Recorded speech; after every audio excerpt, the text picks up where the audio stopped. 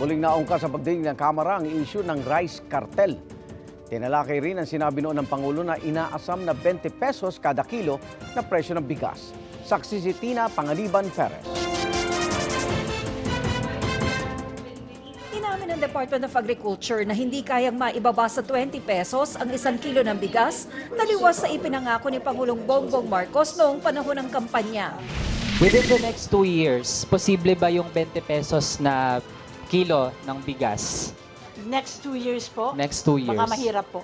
To be honest, we never discuss about those things that you're asking, Mr. Chair, with the President. Yes. Reduction, that is included, but not the 20 pesos, Mr. Chair. Base sa monitoring ng DA, ang pinakamurang bigas na local ay 41 pesos kada kilo.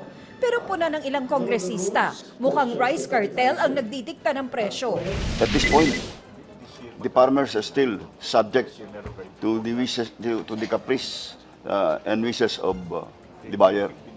And we cannot immediately change that system, Mr. Chair. Mr. Chair, one of the big problems we have since time immemorial, why it is the traders that dictate the prices, is the rice cartel.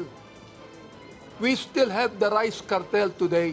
I don't believe, Mr. Chair, at this time, Mr. Chair, because of the high price of the imported rice coming in, it is pulling the price of the local to a higher level. Tiniyak naman ng DA na walang problema sa supply, kahit pananalasa ang ilang bagyo kamakailan lang.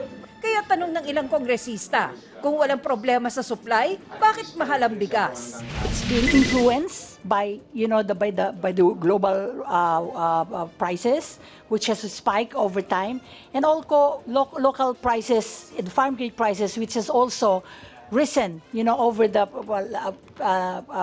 last year, primarily from the input cost prices. Pero pinuna ng Commission on Audit sa 2022 report nito na nabigo ang DA na ipamahagi ang mahigit 855,000 bags ng rice seeds at mahigit 2,000 farm equipment na malaking tulong sana sa mga magsasaka para mapababa ang gastos nila.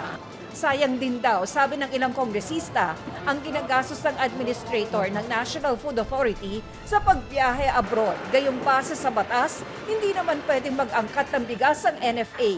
You just mentioned a while ago that we will not import, and yet I see in your trainings and your reports that you have been traveling to India and all other places. I was asked to go to India to find out, as a fact-finding, what are the terms of reference of the G2G. Para sa GMA Integrated News, Tina Panganiban Perez, ang inyong saksi. Sa kabila ng pangaharang ng mga barko ng China, paghahatid ng supply sa BRP Sierra Madre, tagumpay. Ayon sa National Task Force for the West Philippine Sea, nakapaghatid ng pagkain ng mga barkong UNISA May 1 at UNISA May 2, habang may escort na 2 barko ng Philippine Coast Guard. Naka-standby rin ang mga barko ng Philippine Navy. Dagdag ng task force, sinangkaulit ng China Coast Guard at Chinese Maritime Militia na harangin ang resupply mission. Ayon sa isang source ng GMA Integrated News, nagpalitan ng radio challenge ang Pilipinas at China. Pero ayon sa isang opisyal, may report na ng water cannon pa rin ng China Coast Guard at ang tinarget ay ang barko ng Coast Guard at hindi ang mga supply boats. Hinihintay pa ang detalye nito. Ayon naman kay Chinese Ambassador Wang Shilian, walang problema sa kanila kung magpapadala ng humanitarian supplies sa BRP Sierra Madre. Ang problema, yung pagpapadala umano ng construction materials. Dati nang sinabi ng PCG na tubig, pagkain at fuel ang layong dalhin ng resupply mission. Ang BRP Sierra Madre ang nagsisilbing outpost ng Pilipinas sa Yungin Shoal na bahagi ng ating exclusive economic zone at continental shelf alinsunod sa 2016 arbitral ruling. EDSA busway gagamitin ng mga delegado ng 2023 FIBA World Cup. Ayon sa Interagency Council for Traffic, sisiguraduhin ng IAC na hindi maapektuhan ang operasyon ng mga pampasaherong bus. Dagdag pa ng IAC, ang pribadong sasakyan na dadaan sa busway ng walang FIBA decals ay uhulihin at papatawan ng multa. Para sa GMA Integrated News, ako si Joseph Morong, ang inyong saksi. Ngayong malapit ang pasukan, kanya-kanyang paghahanda ang mga guro at magulang laban sa dengue. At saksi, Si Lea Alves. Abala ang mga guro at magulang sa paglilinis ng mga eskwelahan para sa pagbubukas ng klase sa susunod na linggo. Gaya sa Kamuning Elementary School sa Quezon City, kung saan halos 2,000 estudyante ang inaasahang magbabalik eskwela. Yung mga bottles, containers, cans, and other things na maaaring pagtirhan ng dengue, mosquito. Sinisikap naming maging malinis ang paaralan. Ang mga magulang, kani-kanyang diskarte na rin para malayo sa lamok na may dalang dengue ang mga anak. Linisan lang po siya, tapos lotionan para maiwasan yung pag-dengue. Sa school naman, kailangan ko lang siyang medyasan ng mahaba. Sabi ng DOH, karaniwang tumataas ang dengue cases tuwing tag-ulan. Kaya mahalaga raw na parating maglinis ng kapaligiran at alisin ang mga posibleng pamugaran ng lamok. Nangangagat yan during day, nag-umpisa na ang classes. So yung mga bata, gumagalaw na yan from their house, sa sasakyan, papunta sa eskwela, ganun din, pabalik. They can be bitten by the mosquito anywhere along that route. Hindi naman lahat sa bahay nakukuha. Naaagapan, kaya importanteng mabigyang lunas agad ang tatamaan ng dengue. Kabilang sa mga sintomas ay lagnat na may kasamang pananakit ng ulo, pagsusuka, rashes, pananakit ng mata at katawan. Sa datos ng DOH, mahigit 90,000 nang naitalang kaso ng dengue mula Enero hanggang Hulyo. Mas mababa pa ito ng 22% kumpara sa parehong panahon noong nakarang taon. Para sa GMA Integrated News, Lea Alves ang inyong saksi. Mula sa taas sa 274 meters, nakalambitin po ang isang gondola.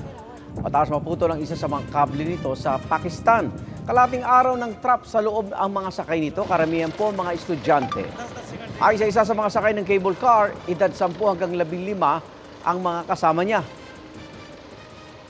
Ang isa hinimatay dahil sa sobrang init at takot.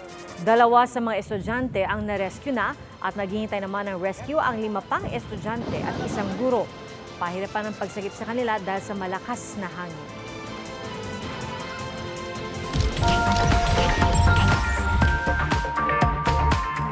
Emosyonal ang kapuso actress na si Yasmin Curdy nang mapag-usapan ang kanyang may sakit na ina. Ang soft rock duo naman na Air Supply magbabalik Pilipinas para mangharana. Ating saksiyan. The nights are better sa Disyembre dahil magbabalik sa Pilipinas ang legendary duo na Air Supply. Haharanahin nila ulit ang Pinoy fans sa kanilang 3-night concert. Ilan sa greatest hits ng duo, ang Two Less Lonely People in the World, All Out Love at Just As I Am. Hindi napigilang maiyak ni Yasmin Curdy na mapag-usapan ang kanyang ina sa media conference ng kanyang upcoming series The Missing Husband. I love my mom so much. I try to do everything for her because I love her. Nito raw mga nagdaang linggo, labas-masok sa ospital ang kanyang ina para magpa-dialysis dahil sa sakit nito sa kidney.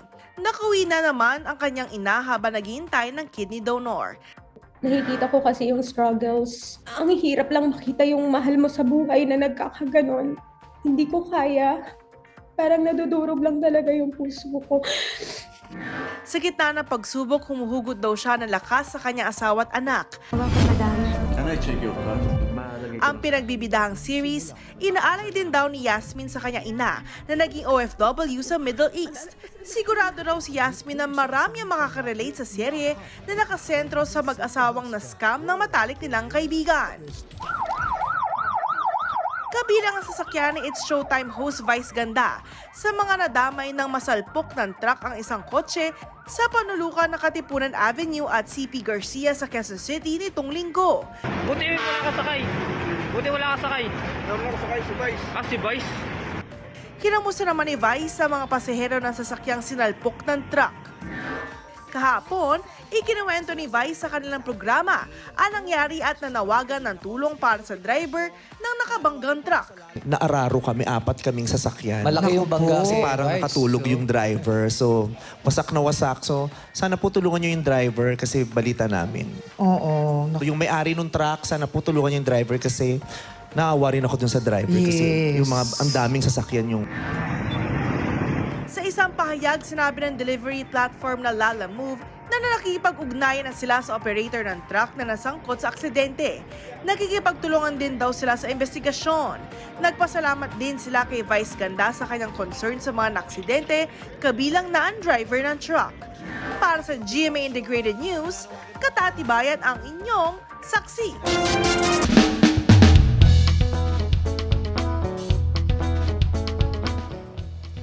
Bayani ang turing sa isang aso sa Davao del Norte na dahilan kaya naiwasan po ang disgrasya.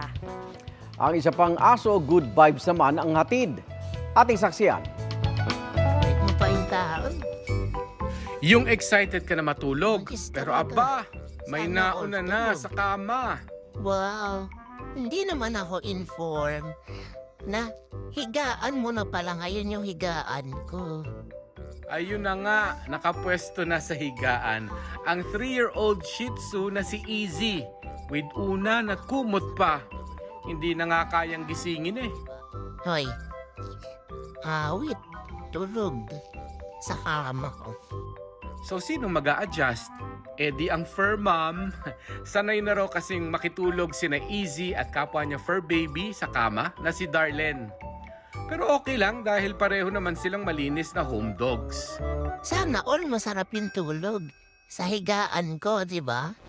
Sa Panabo City sa Davao del Norte naman, hero dog ang turing sa 8-month-old Shih Tzu na si Luca ng kanyang fur mom na si Joanne. Dahil umano sa kakaibang tahol at kilos ni Luca, nadiskubre ang nag-apoy na extension cord at napigilang magkasunog sa kanilang bahay. Ayon kay Joanne, dapat mahalin ang mga fur baby bilang miyembro ng pamilya. At aniya, ang kanila namang susukli sa iyo, katapatan. Para sa GMA Integrated News, Mark Salazar, ang inyong saksi. Salamat mga igan sa inyong pagsaksi. Ako naman, Arnold Clavio. Ako po si PR Kanghel para sa mas malaking misyon at sa mas malawak na paglilingkod sa bayan. Mula sa GMA Integrated News, ang News Authority ng Pilipino. Sama-sama tayong magiging saksi! Mga kapuso, sama-sama tayong maging saksi. Mag-subscribe sa GMA Integrated News sa YouTube. Para sa mga kapuso abroad, samahan niyo kami sa GMA Pinoy TV at sa www.gmanews.tv.